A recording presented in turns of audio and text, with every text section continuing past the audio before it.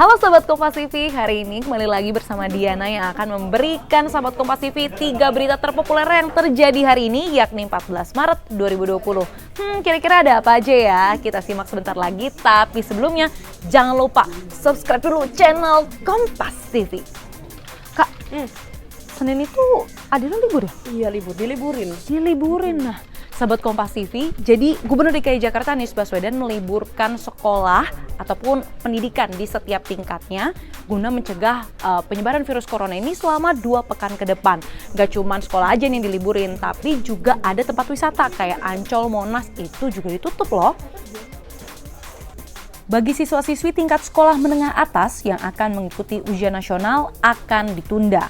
Keputusan ini dikeluarkan Gubernur Anies Baswedan per Sabtu 14 Maret 2020. Proses belajar mengajar juga dilakukan dengan metode jarak jauh.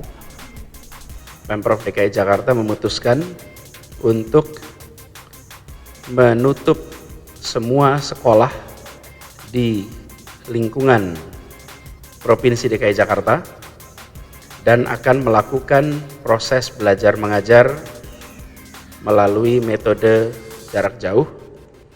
Dan bagi peserta ujian nasional yang akan berlangsung hari Senin besok, juga ujian sekolah diputuskan juga ditunda. Penutupan sekolah ini berlaku selama 2 minggu dan kami akan melakukan review kembali di akhir pekan kedua untuk melihat perkembangannya. Tak hanya sekolah, tempat-tempat wisata di Jakarta tutup hingga 14 hari ke depan. Kawasan Monas yang biasanya ramai di hari Sabtu terpantau sepi karena kebijakan penutupan untuk antisipasi virus corona. Langkah antisipasi dilakukan dengan penyemprotan disinfektan. Taman Impian Jaya Ancol yang juga tutup mengeluarkan kebijakan soal tiket. Bagi pengunjung yang sudah memesan tiket, masa berlakunya diperpanjang hingga 6 bulan. Ancol hanya memperbolehkan karyawan, pekerja restoran, tamu hotel, dan wisatawan Pulau Seribu untuk masuk melalui dermaga Marina. Sahabat Kompas TV, tahu nggak sih? Jadi berdasarkan keputusan Presiden nomor 7 tahun 2020, Kepala BNPB Doni Monardo itu ditunjuk sebagai Kepala Pelaksana Tim Gugus Tugas Percepatan Penanganan COVID-19 nih. Tugasnya apa? Mekanisme seperti apa? Yuk kita simak. Pemerintah pusat membentuk Tim Gugus Tugas Percepatan Penanganan Virus Corona yang dipimpin oleh Kepala Badan Nasional Penanggulangan Bencana Doni Monardo. Gugus tugas dibentuk berdasarkan keputusan Presiden nomor 7 tahun 2020 tentang gugus tugas percepatan penanganan virus corona. Tim ini akan mendampingi kementerian, lembaga, Menteri Kesehatan, Menko PMK, Mabes TNI, Mabes Polri, Kepala Staf Kepresidenan yang akan berusaha semaksimal mungkin untuk melindungi warga yang masih sehat agar tidak tertular dan berusaha semaksimal mungkin menyembuhkan warga yang sedang sakit. Hingga Sabtu sore 14 Maret 2020, jumlah pasien positif corona di Indonesia tercatat 96 orang. Ada 27 temuan baru dari hasil tracing yang dilakukan oleh tim kesehatan. Sementara itu, ada 8 pasien yang dinyatakan sembuh dari virus corona setelah hasil pemeriksaan.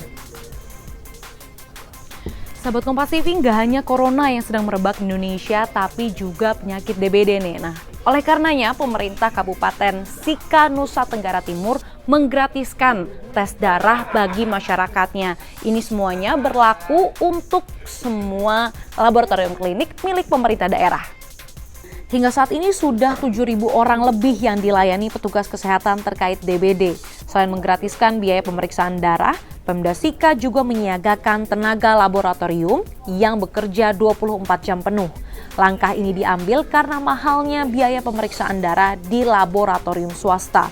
Berdasarkan analisa pihak Dinas Kesehatan, mahalnya biaya pemeriksaan membuat masyarakat enggan memeriksakan darah sehingga kondisi pasien bisa semakin memburuk.